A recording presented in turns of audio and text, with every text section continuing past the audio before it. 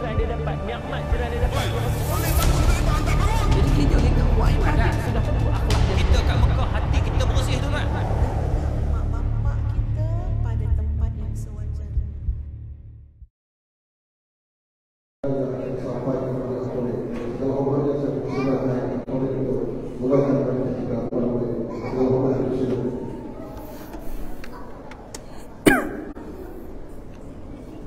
Bismillahirrahmanirrahim.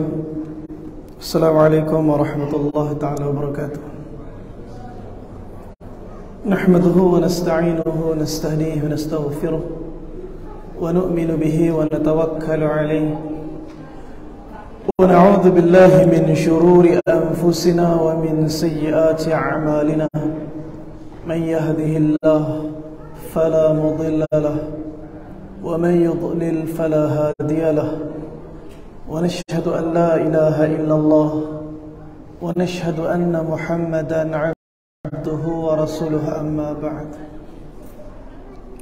قال الله سبحانه وتعالى في القرآن الكريم: أعوذ بالله من الشيطان الرجيم.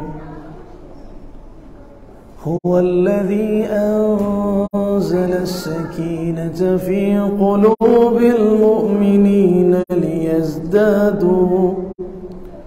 ليزدادوا إيمانا مع إيمانهم ولله جنود السماوات والأرض وكان الله عليما حكيما.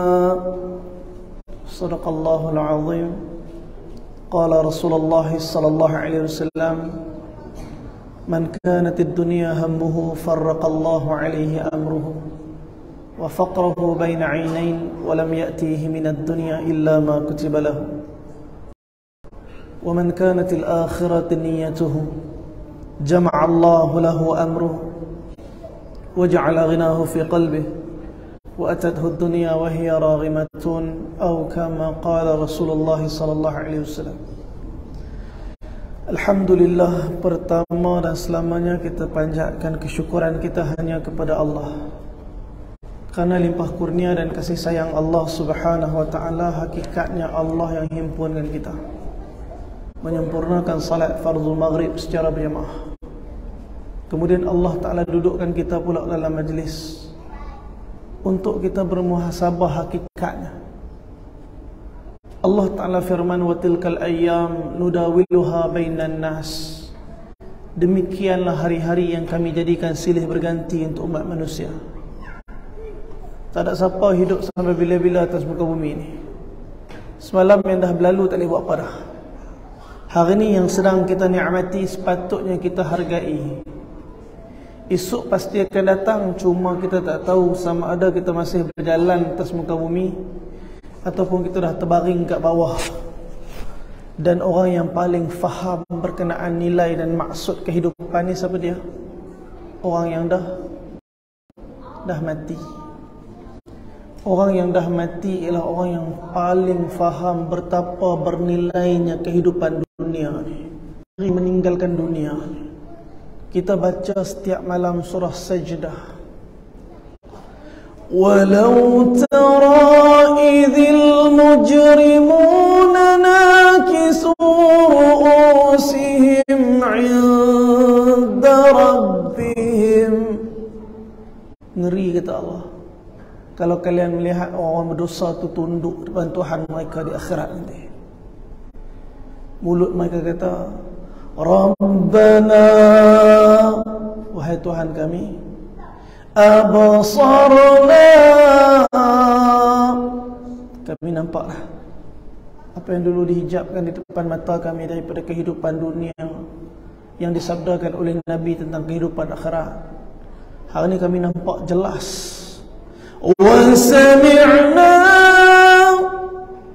kami dengar semua yang dulu Nabi cerita kat kami. Hari ini kami dengarlah jeritan-jeritan. Farji'na, maka wahai Allah, tolonglah hidupkan kami sekali lagi atas muka bumi ini. Bukan untuk sambung cita-cita bukan untuk sambung segala benda yang belum siap. Mati ni bukan boleh plan bila. Mati ni bila-bila. Bila malakatul maut sebab keputusan untuk cabut nyawa daripada perintah Allah, tak ada seorang pun boleh tahan. Kalla idza balaghatit turaqi, bila ruh sampai kat gharir, bila ruh sampai kat sini, wa qila man raq,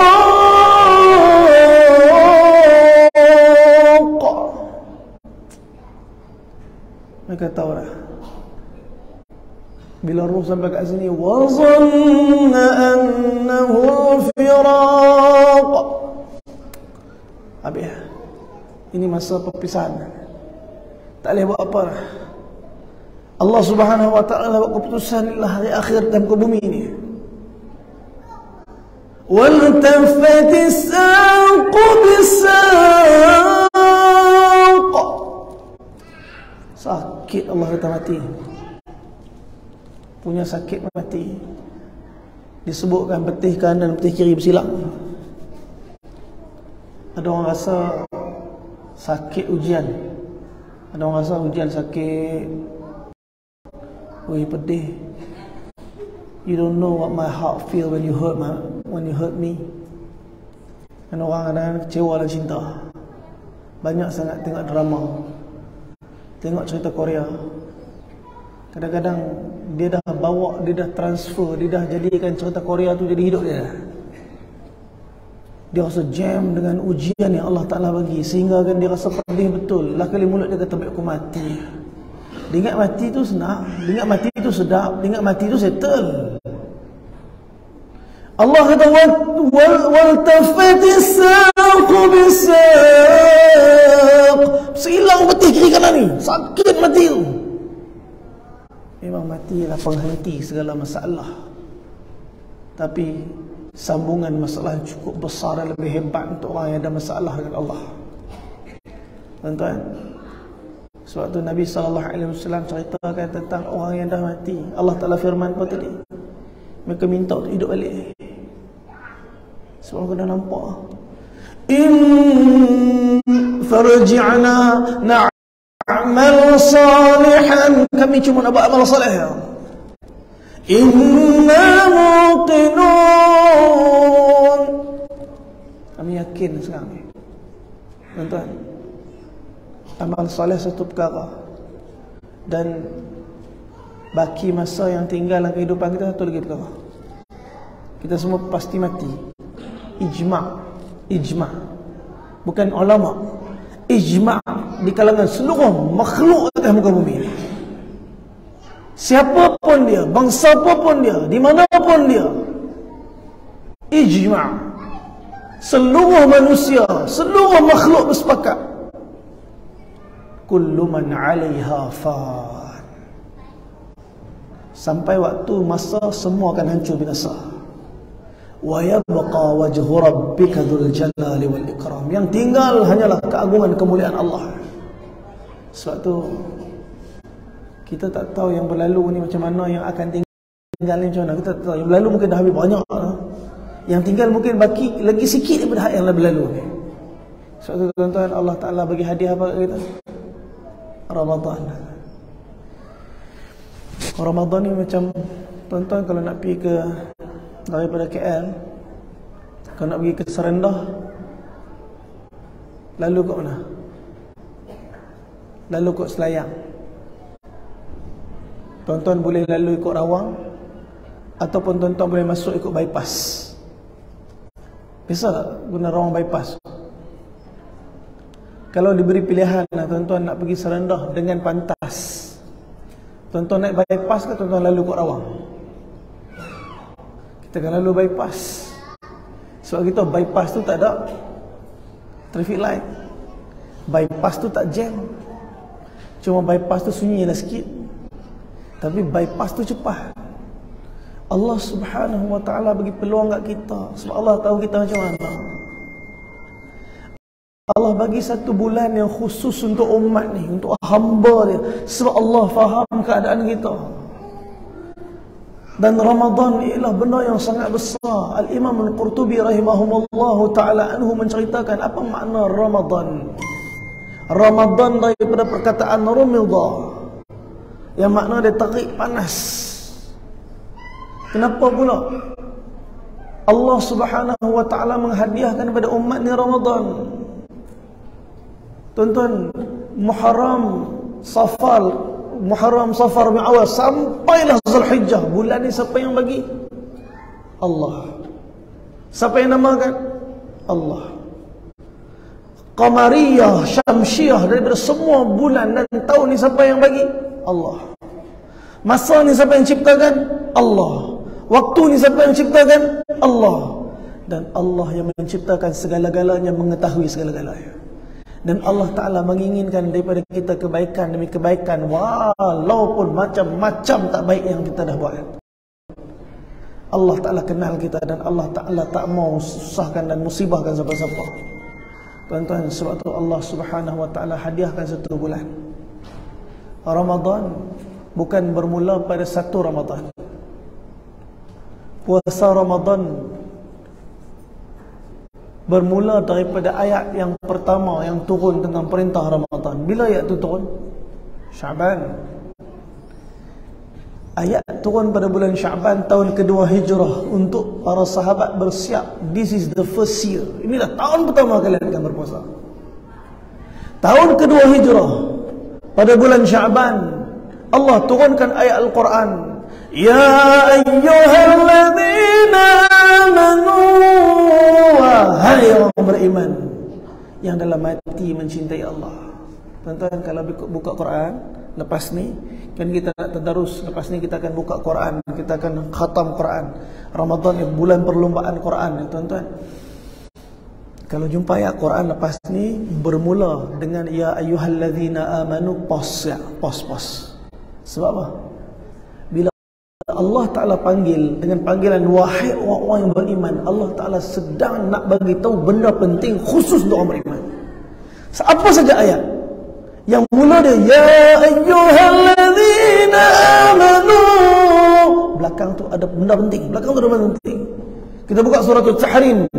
Apa Allah sebut? Ya ayyuhalladzina amanu qu anfusakum wa ahlikum nar. Wahai orang beriman, selamatkan diri kamu. Qu anfusakum wa ahlikum, ahli keluarga kamu nar, daripada api neraka. Ayat lain Allah ulang balik. Ya ayyuhalladzina amanu tubu ila Allah taubatan nasuha. Wahai orang beriman, taubatlah dengan taubat nasuha. Setiap kali Allah panggil dengan panggilan wahai orang beriman, lepas tu ada satu mesej penting. Lepas ni tuan-tuan, buka Quran, baca je ya ayyuhalladzina amanu, pause, cari terjemahan. Ada benda penting ni. Allah Ta'ala nak bagi khusus pada aku yang beriman ni. Allah sebut dalam surah Al-Baqarah tadi. Ya ayyuhalladzina amanu, wahai yang beriman, kutiba alaikumus shiyam, difardukan ke atas kalian untuk puasa.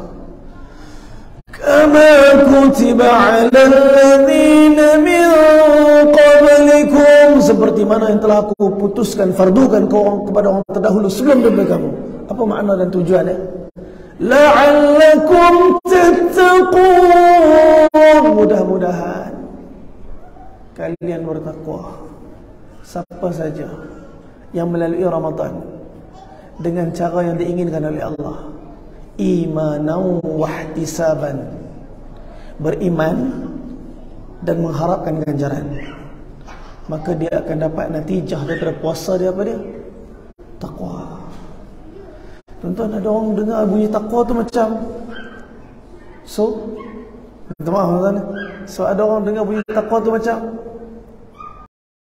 manfaat. Untuk apa takwa? Apa dapat kelebihan takwa ni? Dapat duit lah. Tuan-tuan, orang yang berniaga, tuan-tuan pergi kedai mamak biasa, tuan-tuan tengok belakang kedai mamak tu dekat cashier tu ada tulis apa? Kalau tuan-tuan rajin lah lepas ni tengok cashier, kebanyakan kedai mamak, bukan semua, belakang cashier tu ada satu frame. Tulis semua. Ayat 1000 dinar. Cuba tepuk bau cashier. Tepuk bau dia. Cuba baca apa ayat belakang. Janganlah baca tu. Tuan-tuan, kebanyakan dinding hafal. Tujuan ayat 1000 dinar ni, surah At-Talaq ayat 2 ayat 3 ni bukan untuk digantung, bukan untuk dijadikan sebagai takan pelaris untuk kemajuan perniagaan, bukan. Ayat tu untuk kita fahami, kita imani dan kita sempurnakan. Allah Ta'ala nak apa daripada ayat tu? Wa man yattaqillah, barang siapa bertakwa pada Allah, yaj'al lahu makhraja, Allah bagi untuk dia jalan keluar. InsyaAllah. Kunci untuk jalan keluar daripada semua masalah kita ada satu perkataan. Apa dia? Taqwa. Ada masalah rumah tangga, macam mana nak settle masalah tu? Taqwa. Ada masalah keluarga, macam mana nak settle masalah tu? Taqwa. Ada masalah rezeki, macam mana nak settle masalah rezeki tu? Taqwa. Ada masalah dengan pekerjaan, macam mana nak settle? Taqwa. Tuan-tuan, apa natijah takwa? Allah sebut natijah dia, wa yarzuquhu min haitsu la yahtasib. Natijah takwa, Allah rezekikan dia daripada rezeki, daripada jalan yang dia tak sangka. Unexpected. Tak sangka, suddenly, tiba-tiba, macam mana boleh jadi macam tu? Sebab apa? Ini natijah takwa. Ini yang Allah nak daripada kita. Tuan-tuan, kita cek, dah takwa belum? Saya senyum cakap, tak berani nak kata. Tuan-tuan, sahabat yang takwa macam mana? Para sahabat ridwanullahi ajma'in, macam mana takwa mereka? Pernah satu ketika Hanzalah radhiyallahu ta'ala anhu keluar rumah. Satu kisah yang masyhur disebut dalam Hayatul Sahabah oleh Syekh Maulana Yusuf Al-Kandahlawi.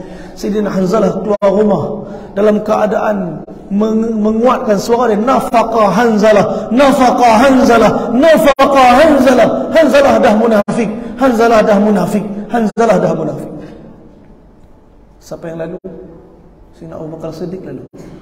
Dia dengar Hanzalah kata munafik, Hanzalah munafik. Abu Bakar Siddiq kata, ya Hanzalah, kenapa kamu cakap macam tu? Ya Abu Bakr, sesungguhnya aku munafik. Aku ketika bersama Rasulullah di dalam masjid, di dalam majlis, Nabi menceritakan tentang syurga dan neraka, mengalir air mataku, menangis, merindukan, takut dalam keadaan amaran. Tapi bila balik rumah, duduk dengan ahli keluarga, lupa semua, gelak, ketawa dengan ahli keluarga. Wahai Abu Bakar, aku ni munafik. Tuan-tuan boleh bayang macam mana sahabat punya iman. Abu Bakar kata, Masya Allah, kalau macam tu aku pun sama ni, aku pun munafik juga. Atau Abu Bakar kalau macam tu? Tuan-tuan, kalau Abu Bakar kata dia munafik, kita nak kata kita apa?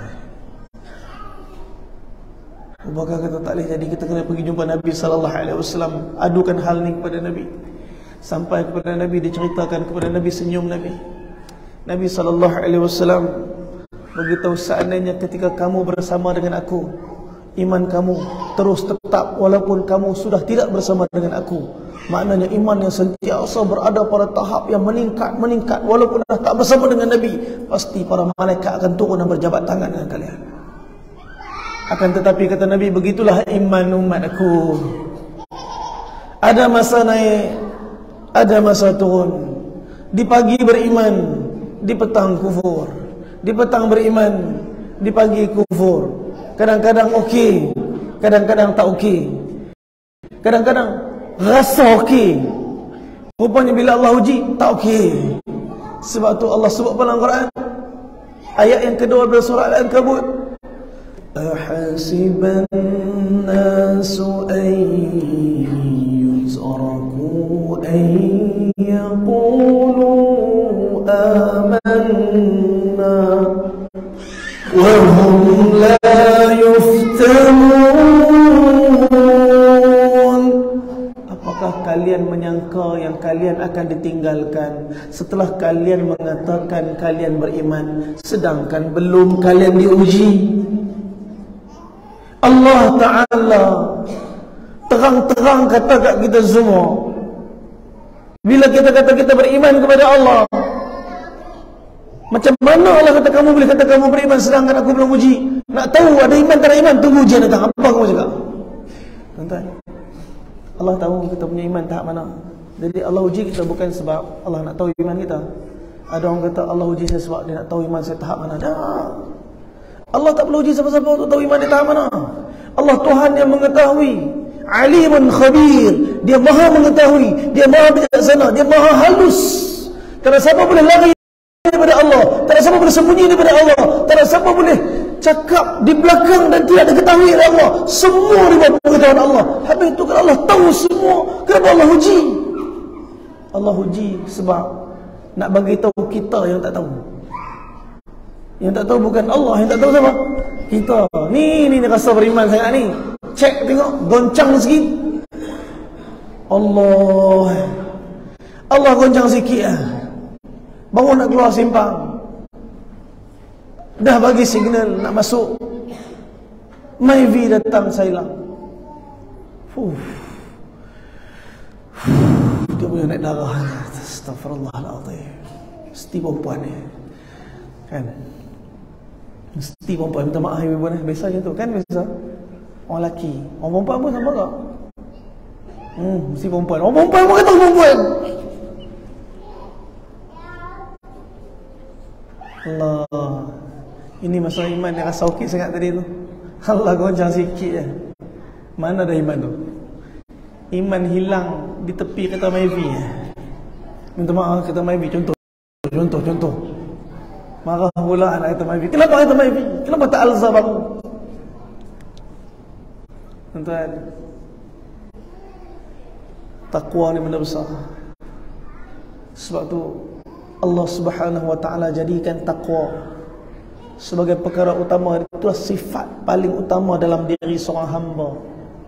Bila kita diberikan Ramadan, kalau kita melalui Ramadan dengan pengabdian yang sempurna kepada Allah, benda yang Allah Ta'ala akan bagi kepada kita takwa. Dan itulah sifat hamba. Dia tak pernah salahkan siapa-siapa, melainkan ujian yang datang dia faham Allah Ta'ala nak tiun iman dia supaya iman dia betul balik dengan Allah Ta'ala ni. Kalau Allah tak bagi ujian macam ni, sampai sudah dia rasa dia punya iman bagusnya. Tuan-tuan, Imam Qurtubi kata Ramadan sepatutnya teriknya membakar dosa-dosa dan akhirnya menyebabkan seorang itu keluar daripada Ramadan dengan takwa yang sempurna. Apa yang menyebabkan kita rasa malas ibadat, kita rasa tawar dalam ibadat?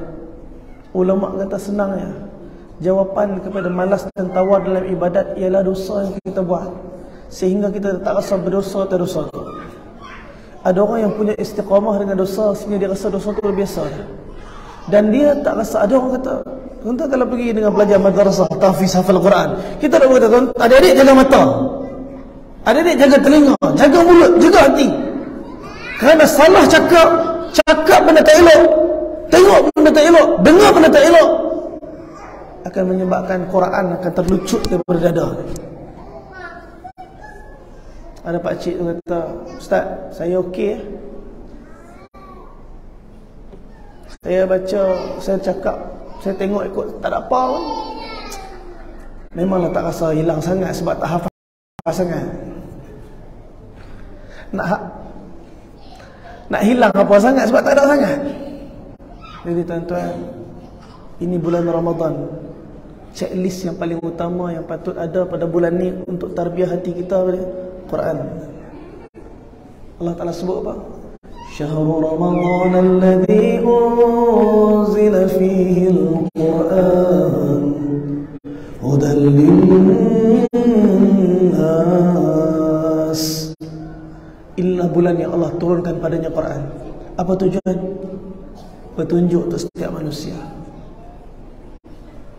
وَبَيِّنَاتٍ مِّنَ الْهُدَى وَالْفُرْقَانِ. Dan Al-Quran ialah penjelas, supaya kita terang dan jelas yang mana petunjuk, yang mana yang bukan batil, yang mana yang syak, yang mana yang furqan di antara hak dengan yang batil, supaya kita terang dan jelas, kita tahu yang mana betul, yang mana tak betul, yang mana petunjuk. Sebab tu Allah bagi Quran, sebab tu hak Quran ada 5. Tuan-tuan, kita sempurnakan dalam Ramadan ni. Hak Quran ada 5. 5 ni bukan bermakna kita buat satu lepas tu satu lepas tu. Tak. 5 ni harus disempurnakan serentak. Saya pesan kat dari saya. Apa hak pertama Quran? Baca. Tuan-tuan, dah orang kata bukan tak mau baca ustaz, sibuk. Tak ada masa lapang nak baca Quran. Quran bukan baca masa lapang. Quran bukan buku bedtime story yang ada masa lapang baca, tak ada masa tak baca. Tak. Quran ialah melapangkan masa untuk kita baca. Wa man dzikri fa inna lahu ma'ishatan dhanka. Barang siapa, kata Allah, yang berpaling daripada peringatan kami, untuk dia kehidupan dunia susah. Apa dia peringatan Allah? Quran. Hari-hari baca Quran. Tuan, kalau hari biasa ni sebelum Ramadan kita dah khatam sebulan sejuzuk. Saya minta maaf, sebulan sejuzuk sikit sangat. Sepatutnya kita kena baca sebulan berapa? Sepatutnya sebulan sekali khatam. Macam mana buat? Kalau nak khatam sebulan sekali, maknanya sehari kena 1 juzuk. Macam mana sehari 1 juzuk? Selai sebelum subuh, selai lepas subuh. Selai sebelum zuhur, selai lepas zuhur. Selai sebelum asar, selai lepas asar. Selai sebelum maghrib, selai lepas maghrib. Selai sebelum isyak, selai lepas isyak. Berapa dah? 1 juzuk, khalas. Kalau sehari 1 juzuk, sebulan? Setahun? 12 kali khatam. Perlu tunggu Ramadan? Tak perlu. Cuma Ramadan ada special dia. Apa special Ramadan? Alam berubah tanpa kita sedar. Soul kita punya apa? Roh kita sedar. Tuan-tuan, roh ni benda yang Nabi ditanya soalan tentang roh, Nabi jawab apa yang Allah suruh jawab. Allah firman dalam Quran ketika mana orang Yahudi tanya Nabi tentang roh. Yas'alunaka 'anir ruh. Mereka tanya kepada wahai Muhammad tentang roh. Tuan-tuan, apa Nabi jawab? Allah suruh Nabi jawab, qulir ruh min amri rabbi. Bagi tahu kepada mereka, roh urusan Tuhanku, tidaklah kamu mengetahui tentangnya illa khalil, melainkan sikit. Tuan-tuan, roh benda tak nampak, roh benda tak nampak, roh benda gaib. Kita nak azan tu, kita azan Ustaz.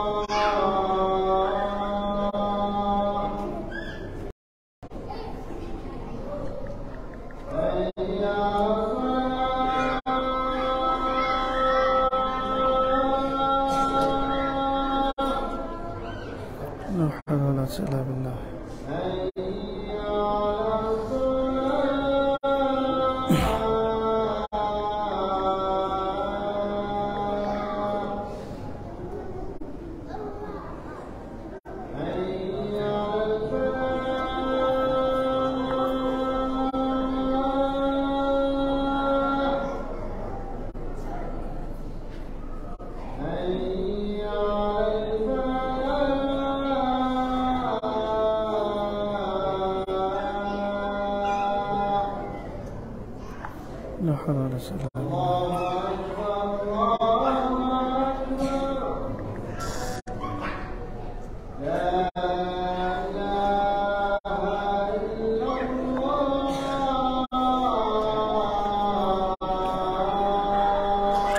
لا إله إلا الله اللهم رب هذه الدعوة التامة والصلاة آت سيدنا محمد وسيدنا الشفاعة العالية الرفع إنك لا تحب الناس يا بارك السلام الحمد لله رب العالمين.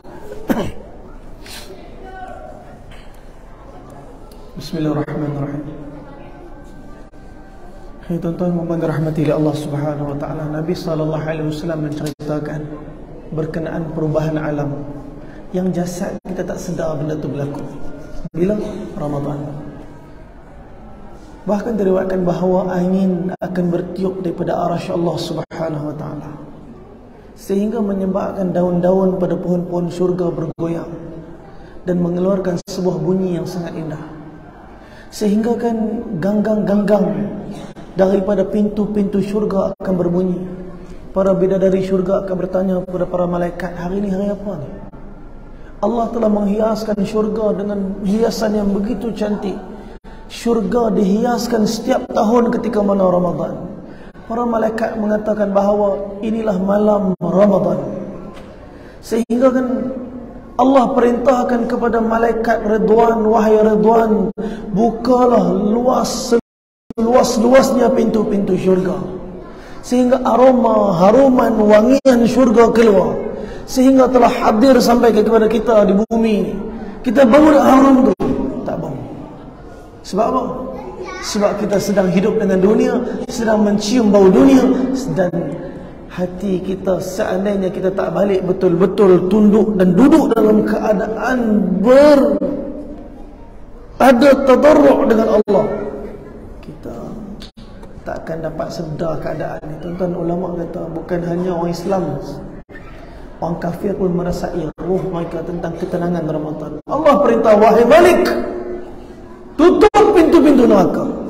Tutup pintu-pintu neraka. Sehingga malaikat Malik pun tutup pintu neraka. Diperintahkan untuk para syaitan yang jahat untuk diikat dan dicampakkan daripada di tengah-tengah lautan agar tak mengganggu Ramadan, puasanya hamba-hamba Allah. Sebab tu kita nak hidupkan hati ni. Hati ni kata ulama hidup dengan Quran. Sebab tu pada bulan Ramadan baca Quran. Kalau kita boleh khatam, kalau biasa setiap bulan khatam sekali, kita ikhtiar Ramadan paling kurang 2 kali. Macam mana nak khatam 2 kali? Joinlah majlis tadarus dekat surau. Sekali kita dah buat infiradi kita punya, sekali kita buat dekat surau bersama berjemaah. Dah dapat khatam 2 kali. Lagi baik tambah lagi 1 khatam dengan ahli keluarga pula sekali. Maknanya pada bulan Ramadan ada 3 tempat tanda kita, yang mana habis je Ramadan maka 3 kali khatam. Tuan-tuan, ada orang kata, Ustaz, apa benefit baca Quran kalau tak faham? Kalau tak faham, baik tak payah baca. Tuan-tuan, kami masa tahun lepas dekat Albania. Pagi tu kami nak bertolak pergi Jerman, nak drive daripada Albania Jerman lebih kurang 1,400 kilo. Jadi pagi tu saya imam salat subuh dekat masjid di Albania tu. Saya pun heran, masa kami datang, saya dengan Saban datang Albania dengan Sabanan. Masa tu PKP, Malaysia merentas sempadan pun tak boleh. Kami lompat negara demi negara, negara demi negara. Dekat luar macam tak ada PKP. Dekat balik kat Malaysia, Masya Allah. Dekat luar, Masya Allah, pergi sana, pergi sini, Bosnia, sampai ke Switzerland kita pergi, tak ada masalah. Tuan-tuan, dekat Albania, pagi tu kami nak bertolak pergi Jerman.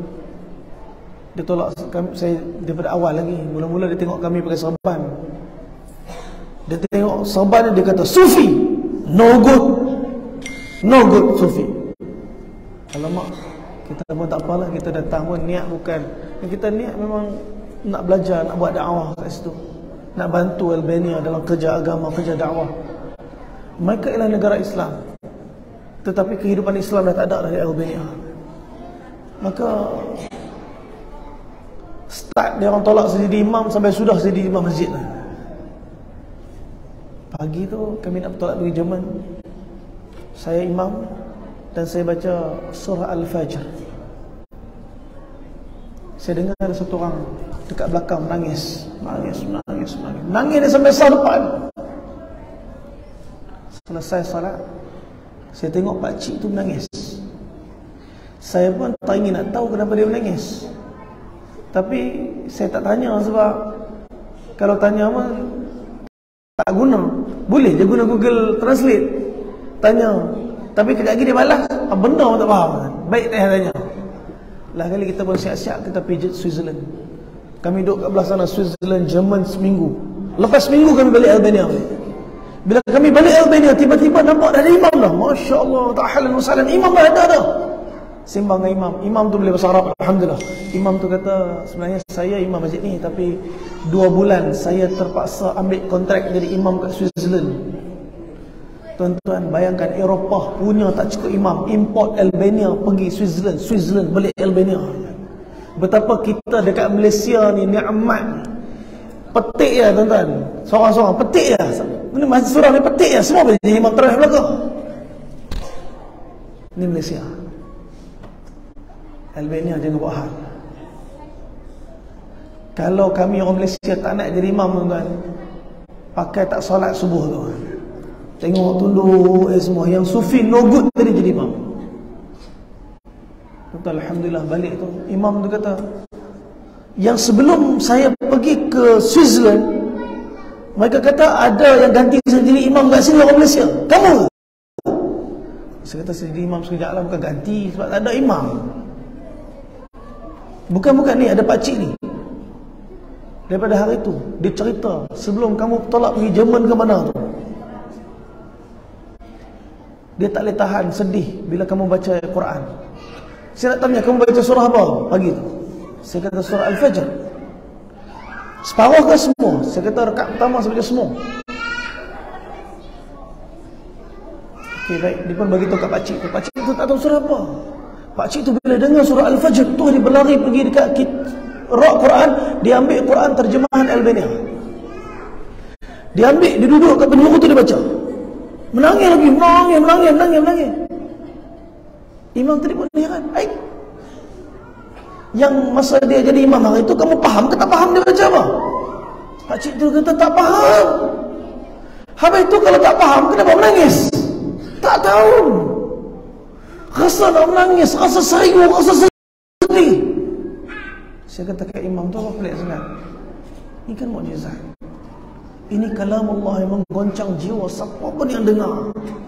Ini kalam Allah yang telah melunakkan hati Umar Al-Khattab. Ini kalam Allah yang telah melunakkan hati orang-orang yang bermusuh dengan Nabi ketika perjuangan dakwah Nabi. Kerana Quran, hati-hati umat ini dilunakkan sampai kiamat. Hanya dengan Quran akan lunakkan hati umat ini. Jadi baca Quran, faham ke tak faham ke, tetap akan berkesan ke hati. Ada satu orang, orang tua duduk kat Amerika, Islam dia, tapi kerana duduk di kampung, anak-anak duduk di bandar, dia tak dapat nak hidupkan hidup Islam dalam kehidupan anak-anak dia. Hidup dia di kampung dengan amalan agama, dengan Quran, tapi cucu dia, anak dia jarang balik. Hari tu anak dia balik dengan cucu dia, cucu kecil lagi, tengok atuk duduk atas kursi malas baca Quran. Budak tu tak biasa dengar bapak baca Quran, tengok atuk baca. Grandpa just want to ask you something. What is that? You recite something that not familiar to me. I'm reciting Quran. Quran? What kind of language is it? Arabic. Oh my God, my grandfather understand Arabic? No, I didn't. I did not understand Arabic then. If you can't understand what you are reciting of, then what is the benefit of this Quran for you? Tuan-tuan orang putera dia, saya enggak faham semua. Tuan-tuan datuk dia, bila cucu dia cakap macam tu, dia kata kat cucu dia apa? How could I explain to this boy? my little beloved grandchild, look at the basket full of the charcoal. Ada satu bekas yang ada arang dalam tu. Take the basket, remove all the charcoal, and then go to the river, to the lake in front of my house. Please get some water for me. By using this basket? Yes, of course. Okay. So the boy just ran into the lake, and by using the basket, he tried to get the water. Guna basket, macam mana nak ambil air? Dia cedok air keluar, dia cedok air keluar. Dia lari balik ke atuk dia. Grandpa, what are you ask me to do? If you really want the water, then I go inside and get the water. How can I get the water by using this basket? I think that you are not fast enough. Try to take that water and run a bit faster than that to me. Cucu dia pun tadi berlari balik, run back to the lake, and then tarik lagi, cedok lagi air. Cedok air keluar, cedok air keluar, cedok air keluar. Budak tu pada stres, dia ambil basket tadi, dia hempas, dia berlari balik ke atuk dia, dia kata, Grandpa, what are you ask me to do? Everything. This is idiot. If you really want water from me, then I got for you inside. Atuk dia kata, mungkin awak rasa apa yang saya suruh ni perbuatan bodoh. Yes, you can't get a water from the basket for me. Even you didn't understand what you're doing now. But take a look at the basket. It was black. Then when you try to get the water for me, even though you didn't understand what you're doing, look at the basket. Tengok apa jadi dekat bakul tu. It's clean. It's clean. Kita baca Quran kadang-kadang tak faham pun baca. Kita baca. Tapi yakinlah apa yang kita baca walaupun tak faham sedang membersihkan hati kita dari segala kotoran-kotoran dosa, sehingga pembacaan Al-Quran kita akan menyebabkan kelunakan, kenikmatan, kemanisan dalam setiap daripada amalan-amalan kita. Tuan-tuan, yang pertama, jangan tinggal baca Al-Quran walaupun sehari dalam hidup kita. Ada orang tengok Quran, dia bukan tak mau baca, dia nak baca, dia kata kejap ah. Dia pun pergi buat benda lain dulu. Esok dia tengok Quran lagi. Aduh, semalam tak baca. Aduh, sekejap lagi nak baca ni, Kejap lagi tak baca juga. 2 hari lah. Aduh, 2 hari dah tak baca Quran. InsyaAllah hari ni nak baca. Dia punya azam dia tu. 3 hari lah. Berlalu hari, rupanya dah sebulan tak pegang Quran. La ilaha illallah. Tuan-tuan, doalah pada Allah supaya Allah ampunkan dosa kita.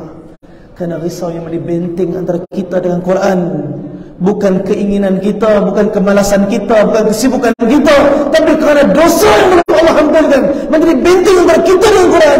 Allah yang larang, Allah yang halang, Allah yang tak nak Al-Quran itu sampai kepada kita kerana ada masalah kita dengan Allah Subhanahu Wa Taala. Tuan-tuan, bila kita dah diberi taufik oleh Allah baca Quran, yang kedua, tadabbur. Duduk dalam pengajian, tadabbur, jangan sendiri-sendiri. Duduk dengan ulama supaya kita betul faham Al-Quran dengan apa yang dikehendaki oleh Nabi. Risau-risau kita faham Quran dengan cara kita yang macam faham, rupanya salah faham. Tuan-tuan, di zaman Nabi SAW, ketika Nabi SAW membahagikan harta-harta Hunain, tiba-tiba ada satu orang lelaki berdiri kata, "Ya Muhammad, adil dalam pembahagian harta." Masya Allah. Tuan-tuan bayangkan, terkejut para sahabat, macam mana tiba-tiba lelaki ni boleh bangun suruh Nabi adil dalam pembagian hartanya. Nabi SAW tak kata apa, melainkan Nabi kata, wahai fulan, kamu tak percaya kepada aku dalam pembahagian perkara dunia ni, sedangkan Allah percaya kepada aku untuk membahagikan perkara-perkara akhirat dan Al-Quran wahyu kepada umat ni. Bila Nabi cakap macam tu, lelaki tadi telah tinggalkan Nabi SAW. Tak kata apa, minta maaf pun dah. Nabi kata akan hadir daripada sulbi lelaki-lelaki ni orang-orang yang setelah daripada ni membaca Quran seolah-olah Al-Quran tu diwahyukan kepada dia. Memandai-mandai. Tuan-tuan, kita kadang-kadang orang tanya tafsir. Tafsir ni bukan bidang kita dan bukan mudah. Atas saya sendiri, kalau tanya saya tentang tafsir Quran, wallah saya tak boleh nak jawab. Untuk mentafsir Quran, satu orang tu kena menguasai 13 bidang ilmu dalam agama. 13 bidang ilmu. Saya ingat hak nombor 1 pun kita gagal dah. Apa dia? Bahasa Arab. Nombor 2, Nahu, Saraf. Nombor 4, Asbabun Nuzul. Allah, cukup dah 4 dah. Balik awal. Tuan-tuan, sebab tu jangan memandai tafsir Quran. Quran ada mufassirin, ahli tafsir dia. Sebab tu rujuk para ulama. Kalau orang tanya benda yang kita tak belajar lagi, cakap tak tahu. Siapa-siapa yang memandai dalam tafsir Quran, kalaulah dia tafsir tu terbetul, kata ulama, berdosa. Apatah lagi kalau salah. Agama ni cukup bahaya, cukup spesifik, cukup terjaga. Sebab tu duduk dalam pengajian untuk memahami tadabbur. Ni hal nombor 2 dalam Quran. Hak Quran yang kedua apa dia? Tadabbur. Hak Quran yang ketiga apa dia? Yang pertama tadi dah baca, yang kedua dah tadabbur, yang dah bila tadabbur dah faham, yang ketiga apa dia? Amal. Ada yang kata yang ni hold dulu lah kot, amal yang lain dulu. Masya Allah kan. Kita tahu sampai bila kita hidup dalam muka bumi ni, nak pilih-pilih mana nak amal. Tak ada kan. Setiap daripada perintah Allah dalam Quran, hak kita untuk amal sempurna semua. Yang ketiga amal. Yang keempat, hafal. Saya dah umur 60, saya dah umur 50, saya dah umur 40. Allahu Akbar. Bukan tak mahu hafal. Hafal yang depan, lupa yang belakang. Hafal yang belakang, lupa yang depan. Tuan-tuan, apa Allah pesan kat Nabi dalam Quran? Allah Ta'ala pesan kat Nabi, la tuharrik bihi lisanaka lita'jala bi. Jangan gerakkan lidah kamu cepat-cepat untuk habis. La tuharrik bihi lisanak lita'jala bi. Jangan cepat-cepat, laju-laju macam nak habis. Inna alaina jam'ahu wa qur'ana. Allah yang himpun Quran lekat di dada kamu, bukan kita punya pandai dah. Yang bagi lekat Quran siapa? Allah yang melekatkan Quran di dada kita. Fa idza qara'na fattabi' Qur'ana. Maka bila Allah baca, Allah ajar, ikutlah cara bacaan Allah. Macam mana cara yang Nabi diajar oleh Jibril alaihissalam? Warattilil Qur'ana tartila. Baca Quran dengan tartil, tenang-tenang. Tuan-tuan, sebab tu bila ahli Quran jadi imam dalam salat tarawih, walaupun bacaan dia laju, dia tak langgar hukum tajwid. Dia tahu di mana yang sepatutnya tempat dan kedudukan daripada hukum-hukum tajwid, walaupun laju bacaan tapi tidak langgar keadaan. Kita nak apa daripada tarawih dalam Ramadan? Tuan-tuan, tarawih ni hanya dalam Ramadan. Tak ada orang boleh semangat sangat. Semangat nak kita warm up dulu kot sebelum masuk Ramadan ni. Kita mesyuarat AJK surau. Kita buat tarawih 25 Syaban. Boleh? Diam-diam lah, kau orang tahu. Kita tutup rumah, kita buat tarawih 25 Syaban. La ilaha illallah. Semangatnya. Rindu sangat dengan Ramadan, ya Allah. Ramadan dan akhirah, Lailatul Ja'izah malam tu. Esok Syawal, malam tu dah tarawih lagi tak? Tak ada dah. Kita semangat, ya Allah tak boleh Ustaz. Ya Allah saya rasa tak sempurna. Malam ni kita tarawih sekali lagi. Ustaz ni hang siapa? Tuan-tuan, tak boleh. Agama ni Allah Ta'ala jadikan untuk kawal kehidupan kita, supaya kita hidup dengan cara yang Allah nak, bukan hidup dengan cara yang kita nak. Beribadat dengan cara yang diinginkan oleh Allah, bukan cara yang kita suka. Sebab tu beribadat yang paling penting dengan ilmu. Apabila Abdullah, Allahumma salli ala Sayyidina Muhammad, Abdullah bin Qudamah, Allahumma salli ala Muhammad, satu orang salafus salih yang cukup hebat dan cukup terkenal, dia telah bergerak, saya lupa nama dia. Dia telah bergerak dan dia sampai ke satu qaryah, dan dia dikatakan ahli qaryah tu di sini ada satu orang abid yang cukup hebat pengabdian dia kepada Allah. Dan abid ni bertapa dah berpuluh tahun dekat gua. Maka Abdullah ni tadi dia kata, aku nak cari abid tu, kena ambil berkat daripada pengabdian yang panjang dengan Allah. Sampai-sampai dekat gua, ternyata dia nampak abid tu dalam keadaan sedang berzikir. Masya Allah, dia kata pasti orang ni. Dia pun duduk dengan abid tadi. Abid tu pun sudah, dia kata kamu siapa ni? Abdullah ibn Mubarak radhiyallahu rahimahumullah. Maka Abdullah bin Mubarak kata, aku dengar kamu punya pengabdian puluhan tahun dengan Allah, jadi aku hadir nak ambil berkat dengan kamu ni.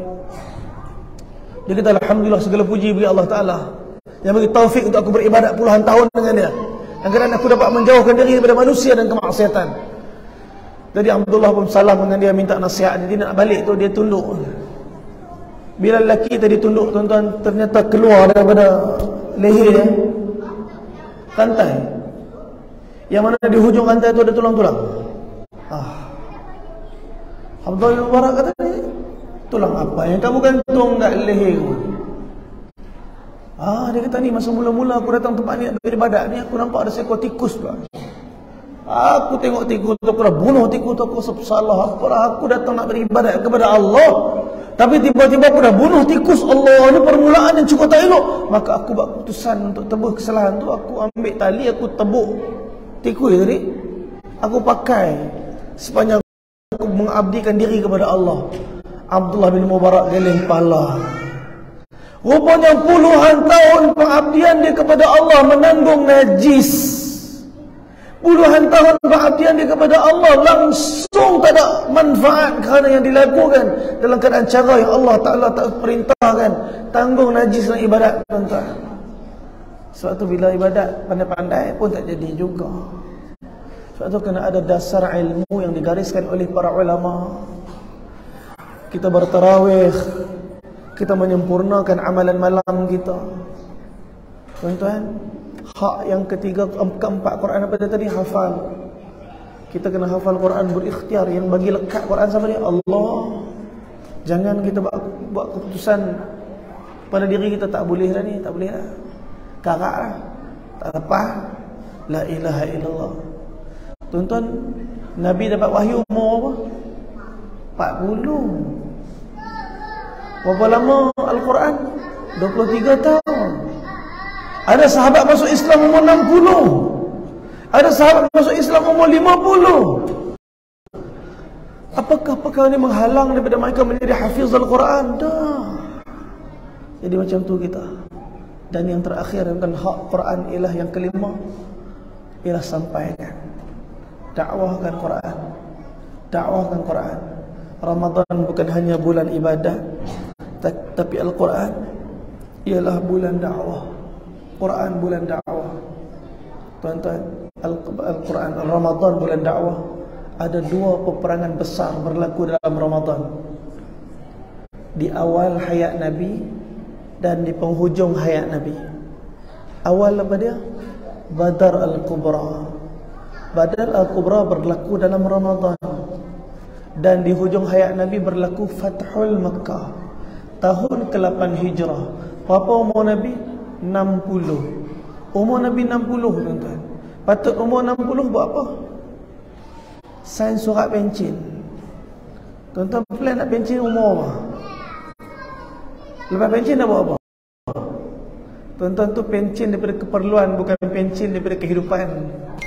Jadi bila pencen keperluan ni, umur Nabi 60, bulan Ramadan, apa Nabi buat? Nabi siapkan 10,000 tentera di kalangan para sahabat. Pada tanggal 10 Ramadan, Nabi bergerak 10,000 para sahabat. Sampailah di perbatasan kota Mekah, Nabi pecahkan kepada 4 kumpulan. Nabi sendiri mengetuai satu kepala, Sa'ad bin Abi Waqqas, Abu Ubaidah al-Jarrah dan Sayyidina Khalid al-Walid. Mereka masing-masing masuk ikut 4 penjuru yang diputuskan oleh Nabi. Sayyidina Khalid al-Walid masuk daripada Misfalah. Kalau tuan-tuan pergi jalan Ibrahim Khalil hari ni, daripada arah selatan Saudi, Sayyidina Khalid masuk daripada kawasan tu sampai kepada Rasulullah. Nabi beritahu kepada Khalid, wahai Khalid, kamu pergi ke Nakhlah. Kata Al-Imam An-Nasa'i rahimahumullah, diriwayatkan kisah berkenaan peristiwa Fathul Makkah. Nabi kata, wahai Khalid, pergi ke Nakhlah, musnahkan berhala Uzza. Allah sebut dalam Quran tentang nama berhala ni. Surah An-Najm, Allah sebut ada 3 nama berhala. Lat wal Uzza wa Manata. 3 nama berhala yang Allah Ta'ala sebut dalam surah An-Najm. Salah satu dia Uzza. Nabi kata dekat Khalid, pergi ke Nakhlah, hancurkan Uzza. Khalid pergi. Dia sampai di satu kawasan wadi, di kawasan tempat lebih kurang 8 km daripada Masjidil Haram, An-Nakhlah. Sampai di sana Khalid al-Walid nampak ada 3 batang pokok yang disembah oleh orang Quraisy. Di dalam sebuah rumah, Khalid al-Walid telah potong dan tebas semua pokok-pokok tadi, rebah dan dihancurkan rumah-rumah tadi. Dan Khalid al-Walid balik pada Nabi, kata, ya Rasulullah, qad fa'altu. Dah selesai dah, aku dah buat dah. Nabi kata, la ya Khalid, irja', ma tasna'u syai', kamu belum buat apa-apa lagi, irja', balik. Ternyata Khalid al-Walid balik ke Nakhlah, tempat yang dia potong, dia belah pokok tadi dan hancurkan rumah berhala tadi. Ternyata bila dia sampai, ada orang-orang Quraisy yang berada di atas kawasan gunung melihat Khalid datang. Mereka menjerit dengan jeritan yang kuat, Uzza. Sehingga kan ketika tu Khalid kata, aku melihat di depan aku muncul satu wanita dalam keadaan tidak berpakaian, yang begitu panjang rambut dia, terurai keadaan dia, diambil tanah dan diletakkan di atas kepala dia, dan itulah Uzza. Tuan-tuan, rupanya Uzza ni syaitan betina yang disembah oleh orang Quraisy, yang Nabi perintahkan untuk Khalid hancurkan kepada masa hari Fathul Makkah. Tuan-tuan, Nabi kita sallallahu alaihi wasallam pernah nak pecahkan mana-mana berhala? Nabi pernah nak pecahkan dengan tangan Nabi mana-mana berhala di Mekah? Tak pernah. Nabi Ibrahim diceritakan dalam Quran menghancurkan seluruh berhala-berhala, meninggalkan satu berhala besar, lepas tu ambil kapak letak ke berhala tu. Sehingga Namrus tanya, wahai Ibrahim, kamu hancurkan berhala ni? Nabi Ibrahim kata, bukan aku, berhala besar ni hancurkan berhala kecil. Maka Namrus kata, macam mana berhala ni boleh hancurkan? Dah kena balik Namrus. Nabi Muhammad tak pernah hancurkan mana-mana berhala yang dimiliki oleh para sahabat, yang dibina oleh para sahabat. Apa Nabi buat? Nabi telah pecahkan berhala-berhala dalam hati mereka, sehingga berhala-berhala dalam hati para sahabat dipecahkan dengan iman, dengan la ilaha illallah Muhammadur Rasulullah. Bila berhala dalam ini pecah, sahabat sendiri telah pecahkan berhala-berhala mereka dengan tangan-tangan mereka sendiri.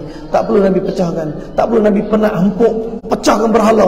Nabi perintah saja, mereka pecahkan berhala dengan tangan-tangan mereka, seperti mana berhala yang telah dipecahkan hati mereka. Khalid al-Walid masa hancurkan Uzza, berapa lama dah dia masuk Islam?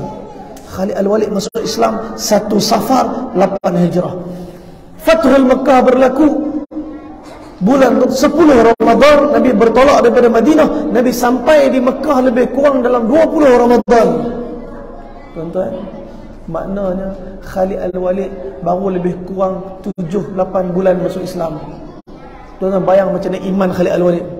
Baru 7-8 bulan masuk Islam, diperintahkan oleh Nabi untuk hancurkan Uzza. Tak ada soalan daripada Khalid. Khalid tak tanya apa, ya Rasulullah, nak hancur macam mana? Maksudnya nak hancur tu nak pecah ke? Macam Bani Israel tanya dekat Nabi Musa AS, lembu tu warna apa? Tuan-tuan sahabat, sami'na wa ata'na. Kami dengar, kami taat. Nabi suruh, kami buat. Tuan-tuan, Sina Khalid bila dah pecahkan, Nabi kata pergi tengok balik. Rupa-rupanya bukan batu tu yang Nabi suruh pecahkan, tetapi syaitan tu yang telah merosakkan mereka. Syaitan yang disembah oleh mereka. Khalid Al-Walid telah bunuh Uzza. Khalid Al-Walid telah bunuh Uzza dan balik pada Nabi. Lantas Nabi kata, wahai Khalid, sekarang baru kau telah sempurnakan. Tuan-tuan, Khalid Al-Walid telah memecahkan berhala pada bulan Ramadan. Kita mungkin berhala, kita tak sembahlah berhala. Kita kalau nampak tokong pun astagfirullah, syirik, astagfirullah. Kalau nampak kuil, kita kata la ilaha illallah, la ilaha illallah, la ilaha illallah, ma'bud illallah, la ma'bud illallah. Kita kita tak sembah kuil, tapi ada satu benda yang lebih teruk, yang Nabi paling risau atas kita. Dalam sebuah riwayat dalam kitab Muntaqab al-Hadis, Nabi keluar daripada rumah Nabi SAW. Nabi tengok ada sahabat tengah berkumpul, bermuzakarah, berbincang tentang satu hal. Nabi tanya, wahai para sahabat, kamu bincang pasal apa tu? Sahabat kata, ya Rasulullah, kami bincang tentang Dajjal. Masya Allah. Tuan-tuan, seluruh Nabi yang diutuskan memperingatkan kaum mereka tentang Dajjal.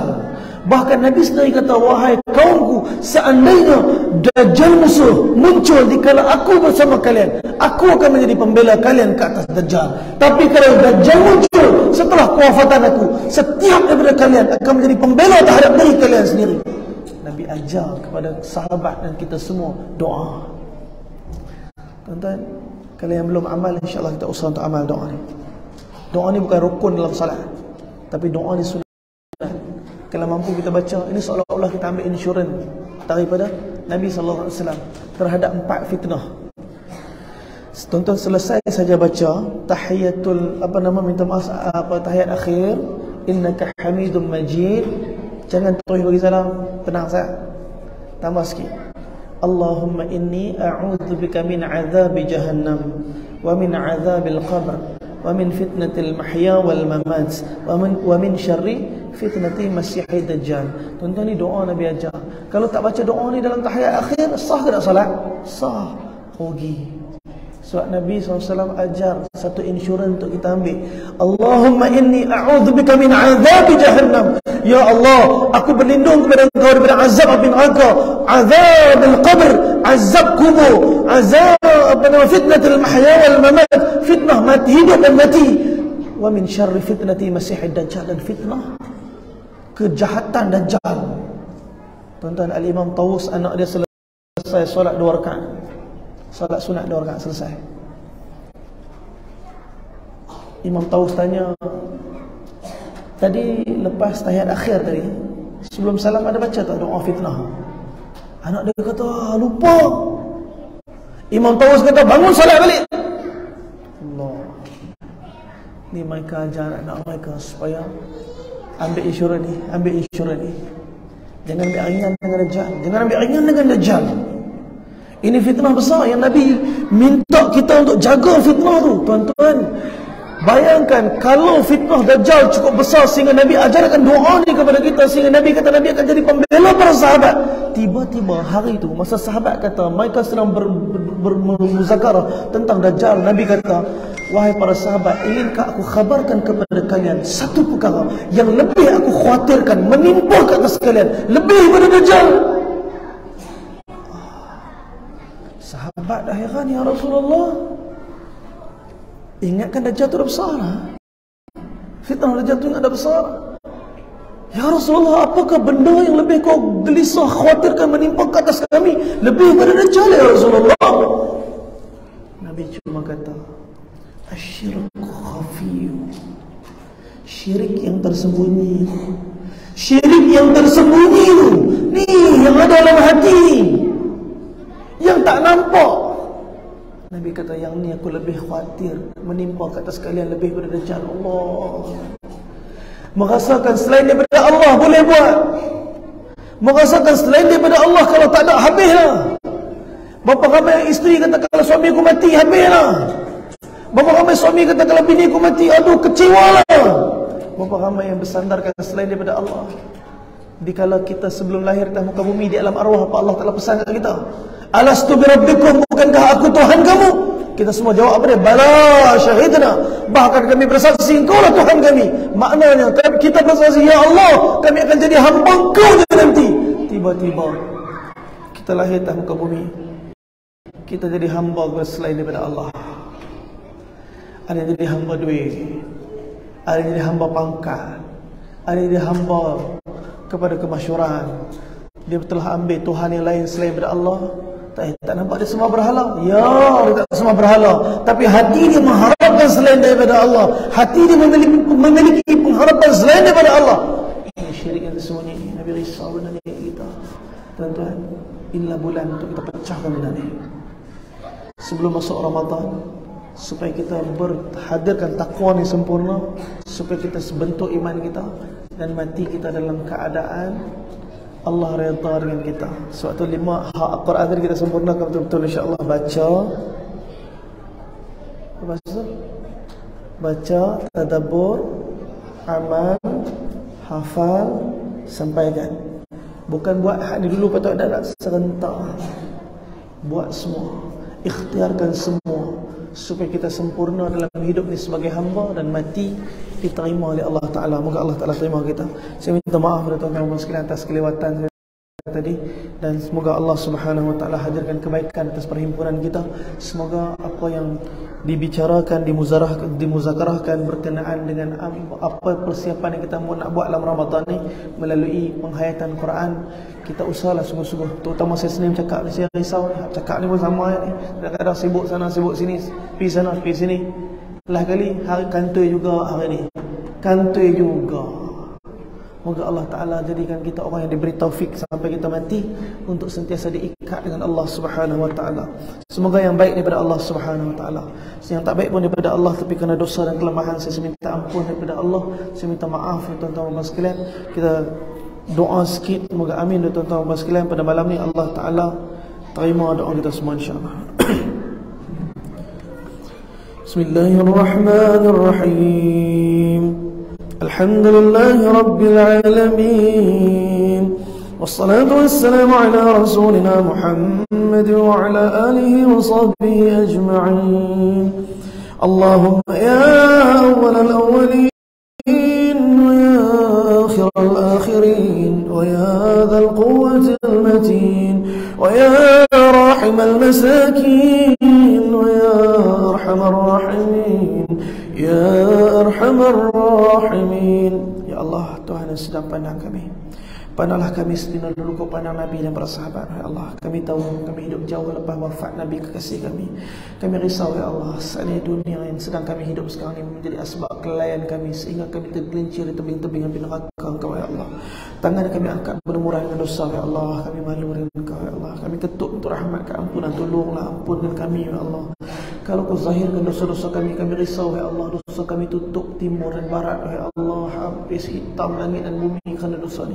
Tapi kami tahu ya Allah, kami sedang membentangkan segala-gala kesalahan dan dosa ni kepada Tuhan yang Maha Pengampun. Tolonglah ampunkan dosa kami ya Allah. Ampun dosa ayah kami, ampun dosa ahli keluarga kami, ampun dosa seluruh Islam dalam dunia ni ya Allah. Kami tak pandai buat dakwah, kami tak pandai pegang tangan umat ni. Kadang-kadang hati dan perasaan kami letakkan di depan, sehingga kami risaukan hati kami dikecewakan lebih daripada umat yang sedang mati tanpa agama ya Allah. Ada yang berzina, ada yang minum arak, ada yang judi ya Allah. Kalau Nabi hidup lagi dengan kami, pasti seluruh kehidupan Nabi SAW akan korbankan lagi untuk kami dan umat ni ya Allah. Kami tengok orang mati lapar, kami sedih ya Allah. Kami sedih, tapi di saat kami tengok orang mati tanpa iman, kami belum rasa apa-apa ya Allah. Sedangkan mati lapar tu penghabisan kehidupan dunia yang pasti, tapi mati tanpa iman, keadaan sengsara dalam kehidupan akhirat yang selama-lamanya wahai Allah. Tolong jadikan hati kami melihat kebenaran wahai Allah, sehingga kami dapat memegang tangan umat ni untuk datang pada ketaatan kepada Engkau, wahai Allah, beriman kepada Engkau, wahai Allah. Di depan kami ada orang bukan Islam lagi, wahai Allah. Di saat kami bersiap menyambut Ramadan, mereka masih sibuk dengan segala penyembahan yang salah selain daripada Engkau, wahai Allah. Wahai Allah, Kau jadikan kami asbab keselamatan umat ni, wahai Allah. Gunakan kami untuk kebaikan umat ni, wahai Allah. Jangan hancurkan umat ni kerana kelemahan dakwah kami, wahai Allah, kekurangan tangisan kami, wahai Allah. Tolonglah terima kami dan umat ni, wahai Allah. Rabbana amanna bima anzalta wattaba'na ar-rasul faktubna ma'al syahidin. Rabbana atmim lana nurana waghfir lana warhamna innaka ala kulli syai'in qadir. Di kalangan kami ada yang diuji dengan rezeki Kau lapangkanlah, ada diuji dengan hutang Kau langsaikanlah, ada yang diuji dengan kesihatan Kau sembuhkanlah, ada yang diuji dengan masalah rumah tangga Kau selesaikanlah. Rabbana atina fid dunya hasanah wa fil akhirati hasanah wa qina adzaban nar. Sallallahu ala sayyidina Muhammad wa ala alihi wa sahbihi wa barik. Alhamdulillahirabbil alamin. Taqabbalallahu minna wa minkum.